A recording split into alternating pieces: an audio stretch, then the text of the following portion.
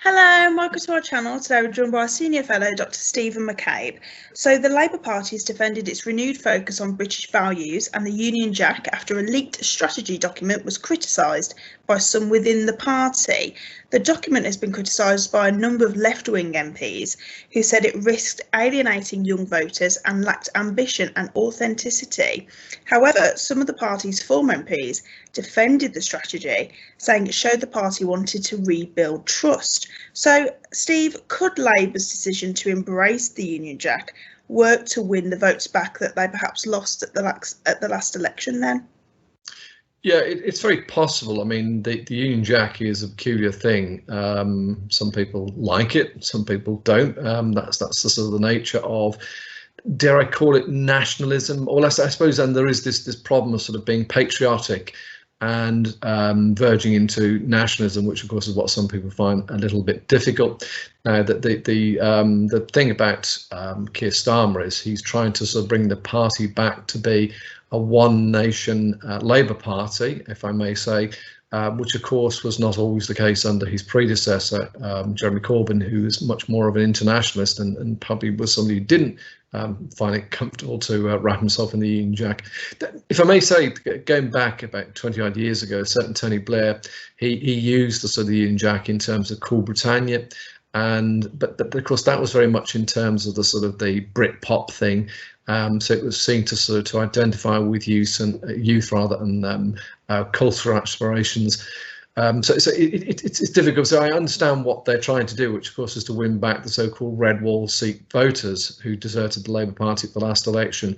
But as I say, it's a very fine line, and you know there is no doubt that sort of younger people, that they find the whole nationalistic project, if I may call it that, or that they're not so wedded as perhaps previous generations. Yeah, it is always difficult, and of course you've got to try and be all things to all people, and quite clearly in a sort of period of rebuilding, which is what Starmer is engaged in at the moment. There are going to be challenges, and this is one of them. So Keir Starmer has admitted that Labour has a mountain to climb as the party falls behind the Tories. The Labour leader has been forced to defend his record after polls suggest he is struggling to overturn Conservative support during the pandemic. So where is Labour, going wrong here? And could we expect to see Keir Starmer perhaps actually leaving the role this year? Yeah, it's really difficult for Keir Starmer. I mean, he's been in the post for a year. He inherited a sort of a Labour Party which was, of course, pretty disunited, pretty demoralised. That's putting it mildly, after sort of the wipeout it suffered in the general election. The reality is we're in a pandemic. That is stating the very obvious. And of course, as we know, the sort of Boris Johnson and the sort of the people around him, such as Matt Hancock and other sort of key ministers, they occupy the sort of the national airways because, of course, that's the sort of the nature of dealing with crises.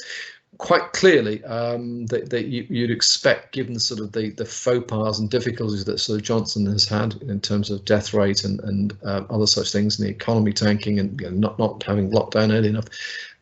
He would have suffered in the opinion polls, and there is no doubt that sort of Keir Starmer has actually sort of improved the sort of the Labour Party standing, but not enough for some people who are sort of in a hurry to sort of to make sure that sort of they go into the next election, which, let's face it, it's still sort of probably at least 3 years away.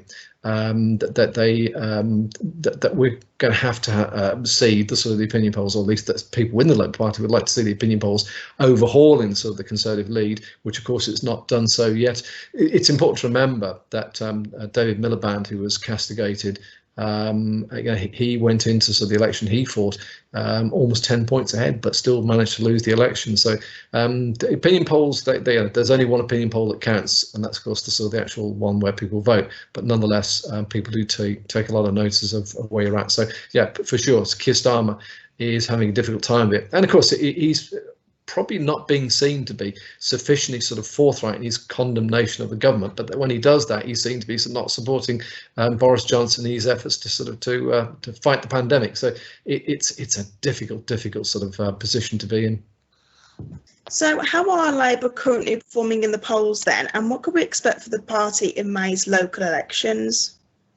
Well, as I said a couple of moments ago, the Labour Party are in a much better position than after the sort of the general election in 2019, where they suffered the sort of the worst election results since the 1930s. So quite clearly, Keir Starmer's inherited a sort of pretty demoralised party, and it's still regarded very much as a work in progress. Quite clearly, when you've got a national government, in terms of local elections, you'd expect to do quite well. I suspect the view of the Labour Party is if they can sort of tread water and can avoid any sort of losses at all, come out, if you like, with a sort of breaking even, as it were, sort of their losses equal the sort of their gains. And the other elections that are taking place are the sort of the combined authorities. So they would hope to sort of hang on to sort of what they've got, and that there's a view that they might sort of nick one or two. It'll be very interesting to see the bellwether seat of the sort of West Midlands, which of course has been sort of held by Andy Street for the last 4 years, of course, since the last election in 2017. And indeed, this should have happened last year.